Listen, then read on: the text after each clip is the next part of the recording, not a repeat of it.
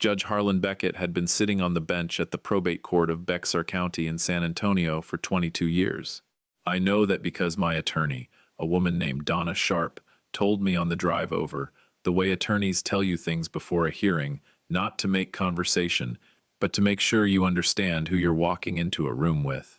What Donna told me about Harlan Beckett was this: he had a particular impatience for people who wasted his time, and a particular memory for people who tried to deceive him. She said he doesn't raise his voice. She said when he sets down his pen and folds his hands, that's when you listen hardest. I understood that. I wrote it down on a notepad I never looked at again. I sat across the aisle from my daughter Diana, for the first time in 2 years, at a table in a courtroom in San Antonio, Texas, and I watched the Honorable Harlan Beckett open the case file and begin to read. The courtroom was not large. Probate court in Bexar County is a working courtroom, not a place built for drama. Fluorescent light, wood paneling the color of old coffee, the particular institutional smell of a building where serious things happen so often, the walls have stopped paying attention. Diana sat at the petitioner's table in a navy blazer I didn't recognize, beside an attorney named Marcus Holt, who had the practiced confidence of a man who charges by the hour and has been doing it long enough to know exactly what that confidence is worth. I sat at the respondent's table with Donna Sharp, who had handled probate litigation in Bexar County for 18 years, and told me during the drive that the question was not whether we would prevail, but how quickly. I hadn't fully believed her until Judge Beckett opened the file. He read without expression. He turned pages the way people read legal documents, looking for the specific thing that tells you what is actually happening beneath the surface of what appears to be happening. He reached a particular page and stopped. He set his reading glasses on the bench in front of him with the deliberate care of a man who wants his hands free. He looked at the petitioner's table. He looked at my daughter, Diana, and then he said, in the voice Donna had described quiet, in the way that quiet means something, "Miss Calloway, I need you to explain something to this court. Your signature appears as a witness on the document you've submitted as a revised power of attorney for Robert Calloway, dated September 3rd of last year. The notarization on that document certifies that your father's signature was obtained on September 3rd. However, the digital file metadata embedded in this document indicates the file was created on August 19th, and your witness signature, Miss Calloway, is embedded in the original creation layer of that file." He paused. He let that sit in the air for a moment. Then he said, "Explain to this court how you witnessed a signature that had not yet been signed." My daughter stood completely still. Her attorney placed a hand on her forearm. Diana looked at the hand, then at the judge, then at something in the middle distance that was not anything in that room. The silence lasted 9 seconds. I counted every one. I want to tell you what those 9 seconds felt like. But the truth is, they didn't feel like anything dramatic. They felt like the end of something. They felt like the closing of a door that had been swinging open and shut for the better part of 3 years. And they landed exactly where my late wife, Margaret, would have told me they would land if she had lived long enough to see any of this. My name is Robert Calloway. I am 67 years old. I live in San Antonio, Texas. And the 2 years between the last real conversation I had with my daughter Diana and the morning I sat across from her in that courtroom were 2 years my wife had not lived to see, but had, in her quiet and careful way, I spent the last months of her life preparing me for. She did not tell me she was doing that. She simply did it because that was who she was. Let me take you back to the beginning, friends, because that's where this story earns its meaning. Margaret Louise Calloway, née Pruitt, was a licensed CPA who built a small but well-respected accounting practice in San Antonio over 30 years, mostly serving mid-sized family businesses and independent contractors. She was not a flashy person. She drove the same truck for 11 years. She kept paper records even after everything went digital because she said paper doesn't crash and doesn't lie. She had a discipline about documentation that bordered on compulsion, and she applied it to everything in her professional life with a consistency that her clients came to depend on the way you depend on gravity.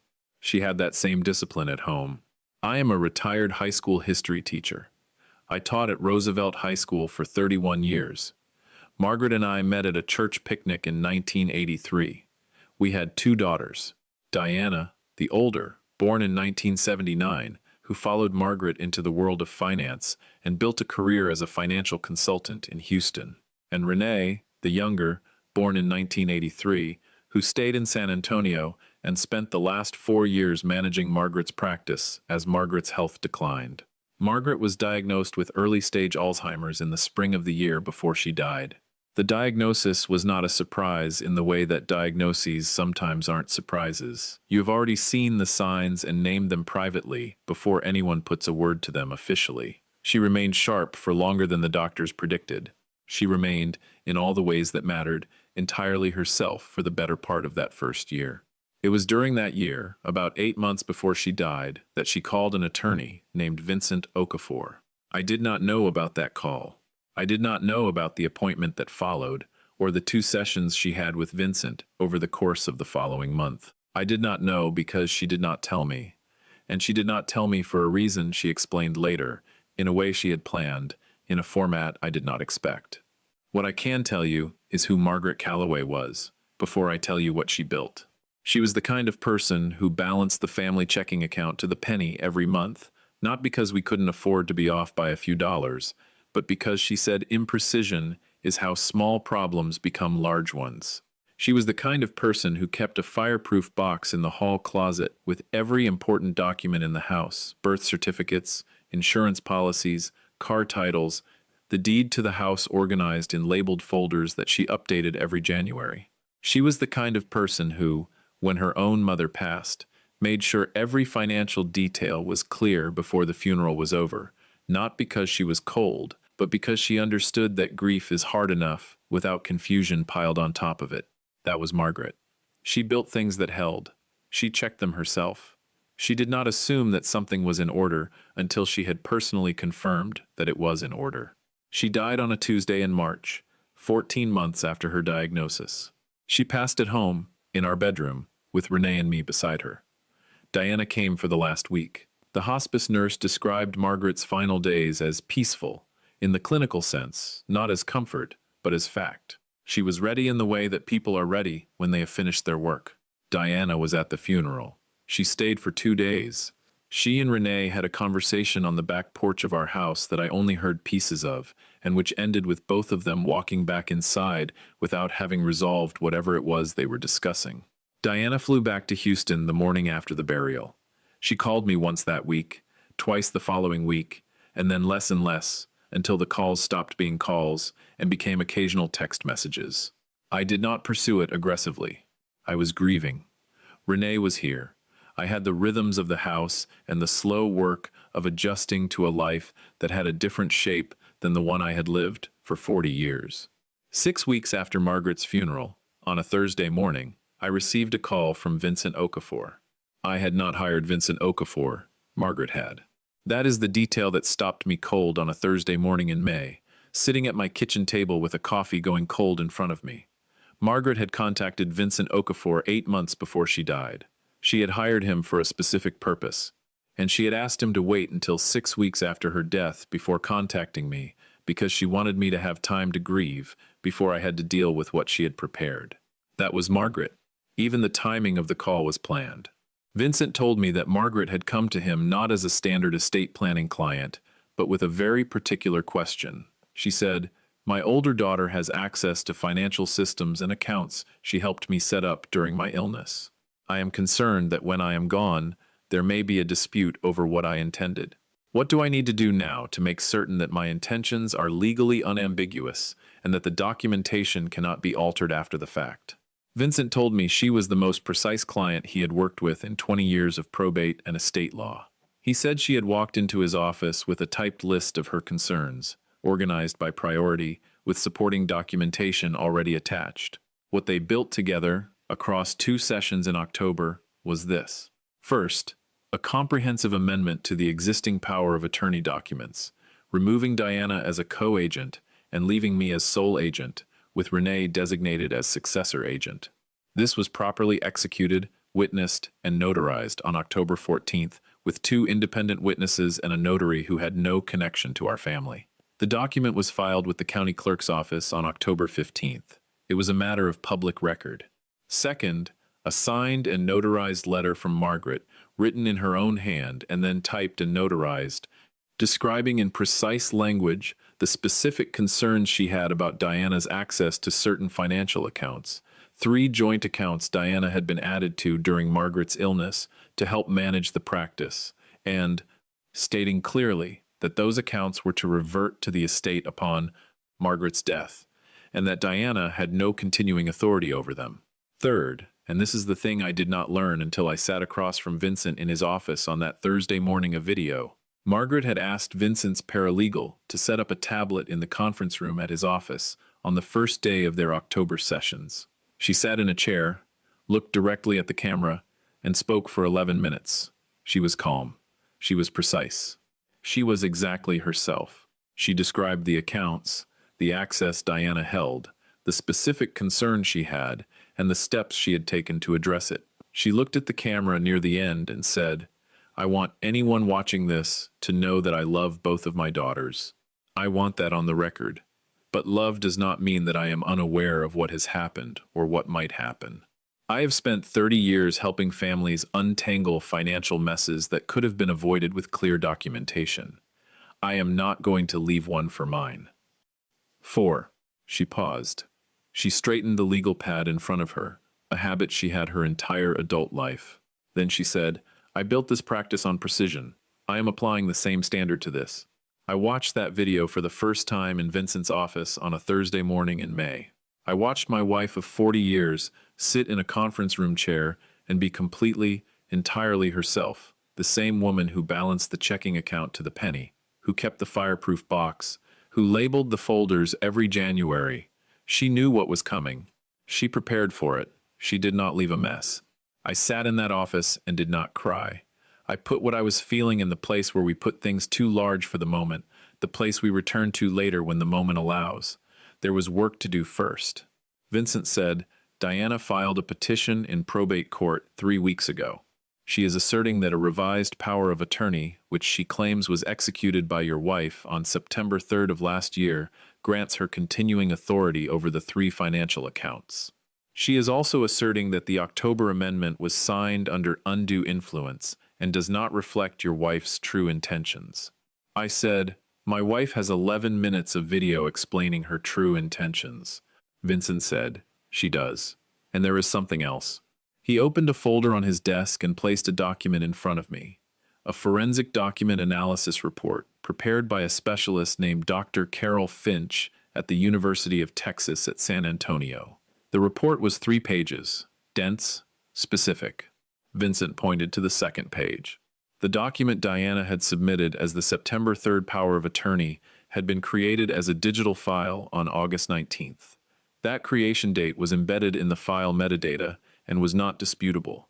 The document contained Diana's signature, as witness to her mother's signature, dated September 3rd.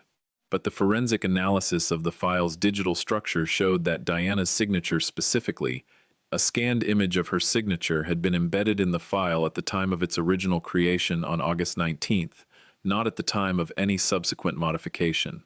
The witness had signed on August 19th. The document was dated September 3rd. Margaret could not have signed on September 3rd, a document that her witness had already signed 15 days earlier, on August 19th. The sequence was impossible. The document was fabricated. I read the report. I read it a second time. Then I set it on Vincent's desk and looked out his window at the street outside, at San Antonio, on an ordinary Thursday morning, going about its business. I said, "She signed a blank template, filled it in later, and backdated it." Vincent said, "That is what the analysis indicates." "Yes," I said. "And my wife's signature on it?" He said, "Inconsistent with authentic samples, according to Dr. Finch. Pen pressure, letter formation, baseline deviation, all inconsistent with the authenticated signatures on the October documents and the signed letter from the same month. Dr. Finch cannot state with absolute certainty that it is a forgery without further analysis, but the probability she assigns is very high." I sat with that for a moment. Then I said, "What do you need from me?" He said, "I need you to be in that courtroom and to be exactly as steady as you are right now." I said, "My wife did the work. I just need to show up for it." He looked at me for a moment. Then he said, "Margaret told me in our October session that you were the kind of man who understood that showing up was not separate from the work. She said that was the thing she was most grateful to have passed on. I thought about that on the drive home. I thought about it for the 3 weeks between that Thursday and the hearing. I want to tell you about the 2 years before that courtroom, friends, because those years are part of this story in a way that the legal documents don't capture. When Diana stopped calling after her mother's funeral, I did not immediately understand what that meant. She was grieving. We were all grieving. Grief does strange things to the shape of families. I called her in June, once. She answered. We talked for 15 minutes about practical things, the house, the accounts, whether I was eating. She did not ask about Renee. I mentioned Renee once, and the pause that followed was long enough to tell me not to mention her again. I sent a message on her birthday in September. She responded the same day. Thanks, Dad. Hope you're well. I sent a message at Christmas. She sent a photo of herself at a holiday party. No text, which is a category of response that communicates a very specific temperature. After Christmas, I stopped initiating. Not from anger, I want to be clear about that, but from the particular understanding that comes from 67 years of watching people, which is that some distances don't close until the person who created them is ready to close them. And no amount of reaching across will change that. What I did not know, during those 2 years of silence, was what Diana was doing on her end. I did not know about the document she had prepared. I did not know she had submitted a petition to probate court until Vincent called me in May. Donna Sharp, my trial attorney, the one who drove me to the courthouse, suggested, 3 days before the hearing, that I consider reaching out to Diana before we walked into that room. I thought about it for a day. Then I called Renee. Renee said, Dad, you don't owe her that. I said, I know I don't owe it to her. I want to give it to her anyway. Renee was quiet for a moment. Then she said, that sounds like something Mom would say. I thought she was right about that. I called Diana on a Monday evening. She answered on the third ring. I said, Deanna, I'm not calling to argue, and I'm not calling to negotiate. I'm calling because I want to give you the chance to hear what we have before we walk into that courtroom on Thursday. Because what the court is going to see is not going to be a close question, and I would rather you hear it from me first. She was quiet. I said, Your mother made a video, Diana. 11 minutes. She sat in her attorney's office in October, and she explained exactly what she wanted, exactly why, and exactly what she thought might happen after she was gone.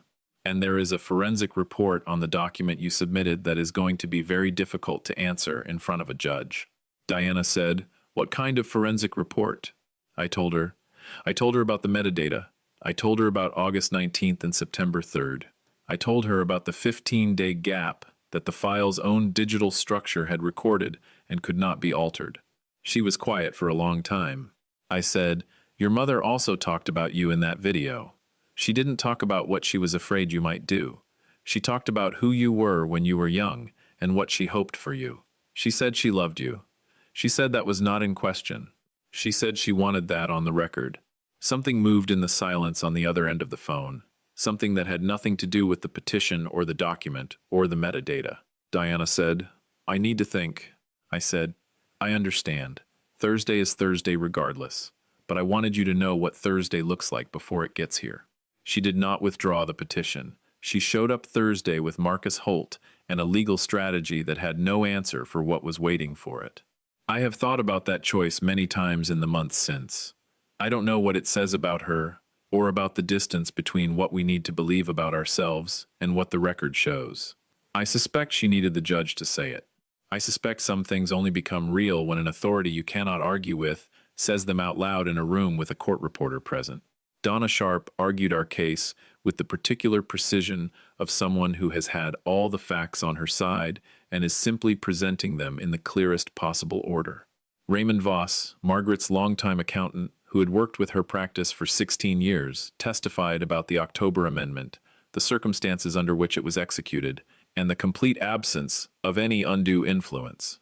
He described Margaret in October as one of the sharpest clients he had ever known, a woman who understood exactly what she was signing and why, and who asked pointed questions about every document she reviewed. Dr. Carol Finch testified about the metadata. She answered Judge Beckett's questions with the patience and specificity of someone who has explained digital forensics to judges before and understands that precision is more useful than impressiveness in a courtroom. Then Donna played the video. The screen in that courtroom showed my wife sitting in a conference room chair on an October afternoon, and that room went quiet, in the way rooms go quiet when something real enters them. Margaret spoke for 11 minutes. She was precise. She was calm. She was the woman who had sat across the kitchen table from me for 40 years and made things make sense. And when she looked at the camera near the end and said the last thing she said about documentation and precision, the room stayed quiet for a moment after the screen went dark, the way rooms sometimes do when they need a second to absorb what they've just witnessed. Judge Beckett made a note. He set down his pen. He folded his hands. He looked at Marcus Holt. He said, "Counselor, your client has submitted to this court a document she claims reflects a legitimate revision of authority executed on September 3rd.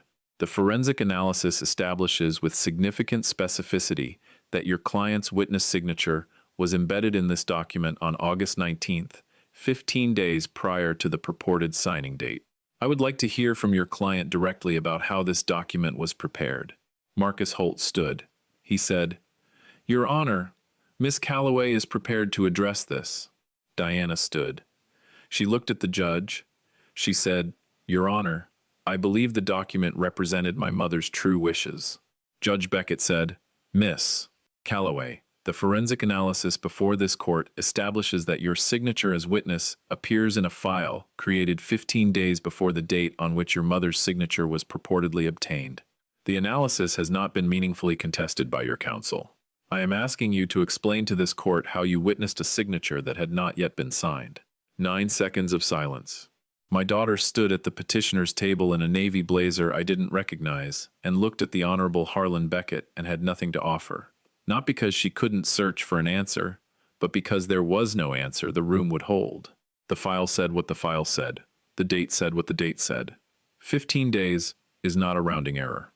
Marcus Holt rose and requested a recess. Judge Beckett granted 10 minutes. Diana walked past me on her way to the corridor. She did not look at me. She looked straight ahead, with the expression of someone who has arrived at the end of something they built and is understanding, in real time, what the building actually was. Donna put her hand briefly on my arm. She said quietly, "It's done." I said, "Let's wait until we're back from recess." When court resumed, Marcus Holt stood and informed the court that his client was withdrawing the petition. Judge Beckett recorded the withdrawal. He made several additional remarks about the submission of fabricated documentation to the court, remarks I will not reproduce in their entirety here, but which were specific enough and pointed enough that I believe Marcus Holt will think carefully before taking another case with this fact pattern. The October amendment was upheld. Margaret's designated distribution of the accounts stood exactly as she had documented it on a fall afternoon when she sat across from Vincent Okafor and told him precisely what she wanted and why. I drove home to the house on Crescent Ridge Road that Margaret and I had lived in for 23 years. I made a pot of coffee. I sat at the kitchen table where we had sat together for 4 decades, and I let myself feel what I had been holding since that Thursday morning in May when I had first watched the video on a laptop in Vincent's office. I thought about August and about my wife sitting in a conference room chair with a tablet pointed at her face, speaking clearly and carefully into a camera, knowing that I would watch it someday in a room she would not be in. I thought about the fireproof box in the hall closet, the labeled folders, the January updates. I thought about the checkbook, balanced to the penny, every month for 40 years. She had built something. She had checked it herself. She had handed it to someone she trusted and told him when to use it. She was right that it would hold. Renee came over that evening. We ordered barbecue from the place on Blanco Road that Margaret had always said was the best in the city, which is a claim I have never found reason to dispute. We sat at the kitchen table and talked for 3 hours, the way families talk when the hard thing is behind them and there is space again for ordinary conversation. Diana called on a Sunday morning, 11 days after the hearing. I answered. She said, "Dad, I need to say something." I said, "Go ahead." She said, "I was wrong about the document and about the years that led up to it. I convinced myself I was owed something that wasn't mine to take, and I caused damage I can't undo by acting on that belief. I am not asking you to forgive me right now. I'm not asking you to do anything. I need you to know that I know." I said, "I know that you know, Diana." She said, "Was she in the video? Was she angry?" I said, "Your mother was never angry at you. She was precise. There's a difference. She said she loved you. She said she wanted that on the record. You can hear it yourself, if you want to." Diana said she wanted to. We talked for a while after that. Not about the case, or the documents, or the 9 seconds in the courtroom. About her mother, about things that had happened before any of this holidays, ordinary days, the specific texture of a life shared. Before we hung up, she said she was thinking about coming to San Antonio in the fall. I said the door was open. When I got off the phone, I sat for a while at the kitchen table with the house quiet around me, and I thought about what Margaret had said to Renee once, years ago, about the way she approached the messy financial situations she helped her clients through. She said, "The goal is never to punish anyone. The goal is to make sure the truth is documented clearly enough that it doesn't need you to defend it. The truth, properly recorded, defends itself." That was Margaret. A few weeks after the hearing, I went through the filing cabinet in her home office, the one she had maintained with the same discipline she applied to everything else, right up to the end. In the bottom drawer, behind a folder of old tax returns, I found a laminated card she had made sometime in the early years of the practice. A checklist, 6 items, each with a small checkbox. The last item read, "Verify documentation is complete before closing the file." She had been verifying documentation her whole life. The practice, the accounts, the estate, the 11 minutes in a conference room chair in October. She closed the file exactly the way she closed every other one. Complete, verified, held. If this story stayed with you, leave a comment below and tell me which moment hit you the hardest. Click the like button, subscribe if you haven't already, and we'll see you in the next one. True stories, every week. Subscribe and hit the bell so you don't miss a single one.